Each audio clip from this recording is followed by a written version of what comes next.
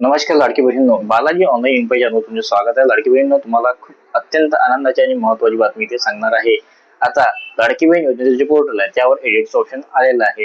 तुमच्याकडून जर केवायसी करत असताना जर एखादं ऑप्शन चुकीचं निवडलं गेलं आणि एखादी जर माहिती तुम्ही चुकीने भरल्या गेली असेल तुमच्याकडून, तर त्यामध्ये आता तुम्ही बदल करू शकता आणि तुमचे जे केवायसी आहे ते दुरुस्त करू शकता. आज मला माहिती आहे बऱ्याच लाभार्थ्यांनी काही ना काही चुका केल्या असतात. तर आता काही टेन्शन घ्यायची गरज नाही आहे. तुम्ही आता या पोर्टलवर जाऊन तुमचे जे केवायसी आहे ते दुरुस्त करू शकता आणि ज्या लाभार्थ्यांना पती नाही आहे आणि वडील नाही अशा लाभार्थी सुद्धा यावर केवायसी करू शकणार आहे. ज्यांना पती आणि वडील नाही आहे यांच्यासाठी काय काय कागदपत्र लागणार आहे आणि यांचे कागदपत्र कुठे जमा करायचे याची संपूर्ण माहिती तुम्हाला मी या व्हिडिओमध्ये देणार आहे. माझ्या चॅनलवर पहिल्यांदा आले असेल तर माझ्या चॅनलला सबस्क्राईब करा आणि या व्हिडिओला शेवटपर्यंत बघा. चला तर मग व्हिडिओला सुरुवात करूया. सर्वात आधी तुम्हाला गुगलवर जाऊन लाडकी बहीण असे सर्च करायचे आहे.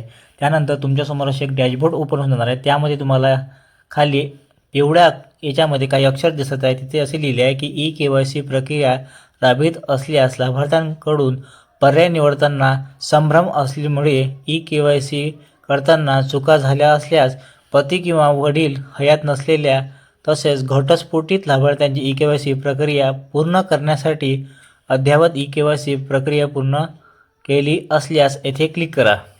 तर तुम्हाला खाली येथे क्लिक करा हे ऑप्शन दिसतं, त्याच्यावर तुम्हाला क्लिक करून घ्यायचं आहे. त्यानंतर तुमच्यासमोर एक असे पेज ओपन होणार आहे. त्यामध्ये जे विवाहित महिला आहे त्यांच्यासाठी ही केवायसी आहे. तर त्या लाभार्थ्यांनी स्वतःच्या इथे आधार नंबर टाकून घ्यायचा आहे आणि खाली कॅप्चा टाकून घ्यायचा आहे आणि त्याच्याखाली तुम्हाला मी सहमत आहे याच्यावर टिक करून OTP पाठवा या ऑप्शनवर क्लिक करून घ्यायचं आहे. OTP पाठवा या ऑप्शनवर तुम्ही क्लिक केल्यानंतर तुम्हाला एक 6 अंकी OTP जाणार आहे. तो OTP तुम्हाला इथे प्रविष्ट करून घ्यायचा आहे. OTP प्रविष्ट केल्यानंतर खाली तुम्हाला एक ऑप्शन दिसत आहे समाविष्ट करा. तर समाविष्ट करा या ऑप्शनवर तुम्हाला क्लिक करायचं आहे. समाविष्ट करा या ऑप्शनवर तुम्ही क्लिक केल्यानंतर तुमच्यासमोर आणखी एक पेज ओपन होणार आहे अनुक्रमांक 1चं. तिथे तुम्हाला विवाहित हे ऑप्शन दिसत आहे. त्यामधलं विवाहित हे ऑप्शनच तुम्हाला निवडून घ्यायचं आहे. त्यानंतर तुम्हाला इथे 3 ऑप्शन दिसत आहे. पती हयात आहे, पतीचे निधन झाले आहे, घटस्फोटित.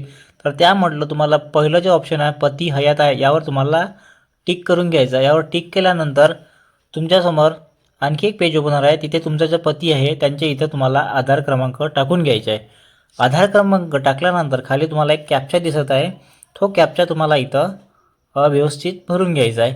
त्यानंतर खाली तुम्हाला मी सहमत आहे यावर टिक करून घ्यायचं आहे. यावर टिक केल्यानंतर OTP पाठवा या ऑप्शनवर क्लिक करून घ्यायचं आहे. OTP पाठवा या ऑप्शनवर क्लिक केल्यानंतर तुम्हाला एक 6 अंकी OTP जाणार आहे. तो 6 अंकी OTP तुम्हाला इथं टाकून घ्यायचा आहे. OTP टाकल्यानंतर खाली एक ऑप्शन दिसत आहे समाविष्ट करा. समाविष्ट करा या ऑप्शनवर तुम्हाला क्लिक करून घ्यायचं आहे. समाविष्ट करा या ऑप्शनवर तुम्ही क्लिक केल्यानंतर तुमच्यासमोर आणखी एक पेज ओपन होऊन जाणार आहे. त्यामध्ये तुम्हाला तुमचे जे जात प्रवर्ग आहे म्हणजे तुमची जे कास्ट आहे ती तुम्हाला इथं निवडून घ्यायची आहे.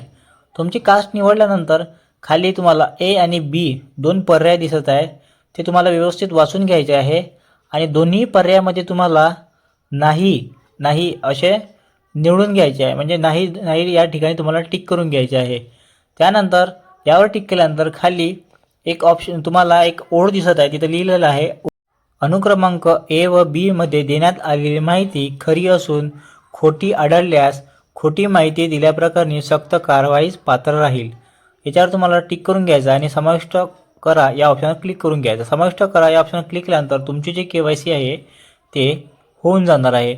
इथे तुम्हाला सक्सेसचा मेसेज आहे तुमची KYC पडताळणी यशस्वीरित्या पूर्ण झाली आहे अशी.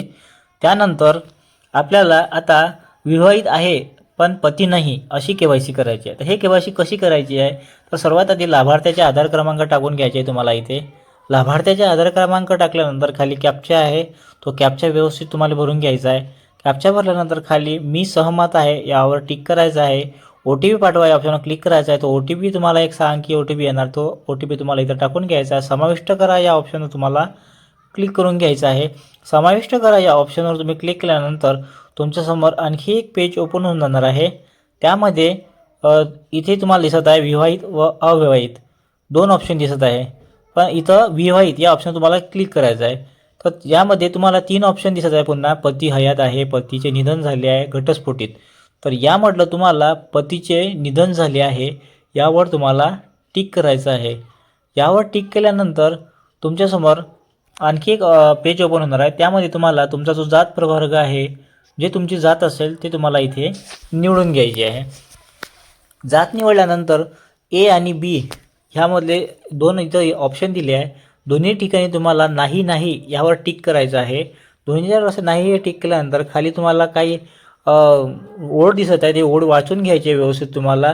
म्हणजे इथे लिहिलं आहे की माझे पती हयात नसून पतीचा मृत्यू दाखल्याची संबंधित जवळच्या अंगणवाडी सेविका यांच्याकडे दिनांक 31/12/2025 जमा करेन.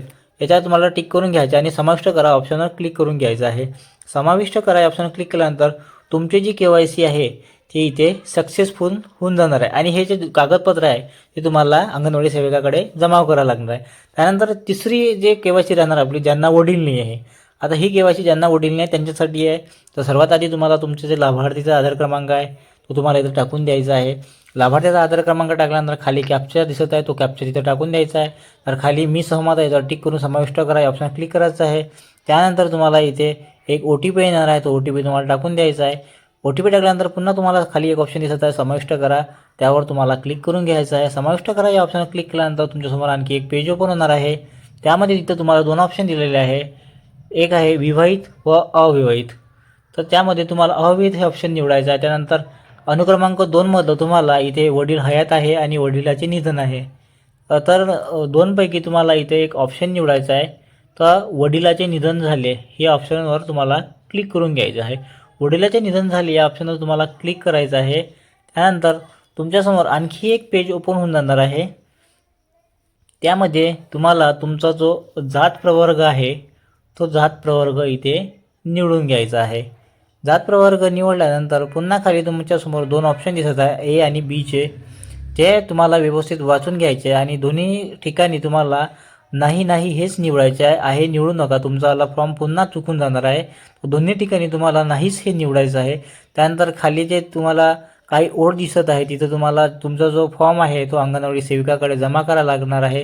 तुमचे कागदपत्र जे आहे, मृत्यूचा दाखला तुमच्या वडिलाचा वगैरे, ते तुम्हाला अंगणवाडी सेविकाकडे जमा करायचं आहे.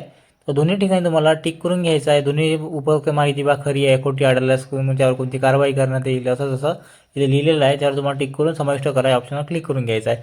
समाविष्ट करा या ऑप्शनवर क्लिक केल्यानंतर तुमची जी KYC आहे ते यशस्वीरित्या पूर्ण होऊन जाणार आहे.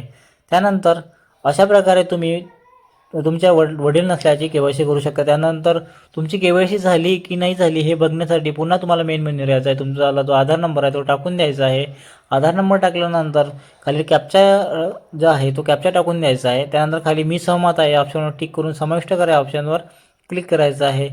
त्यानंतर तुमची जी KYC आहे ती तुम्ही केली आहे, तुमची झाली की नाही झाली आहे तुम्ही इथे चेक करू शकता. तर अशा प्रकारे तुम्ही घरी बसल्या तुमच्या मोबाईलवरून या तिन्ही प्रकारच्या KYC करू शकता. तर असेच नवनवीन व्हिडिओ बघण्यासाठी माझ्या चॅनलला सबस्क्राईब करा. असेच नवनवीन व्हिडिओ मी तुमच्यासमोर आणणार आहे. धन्यवाद.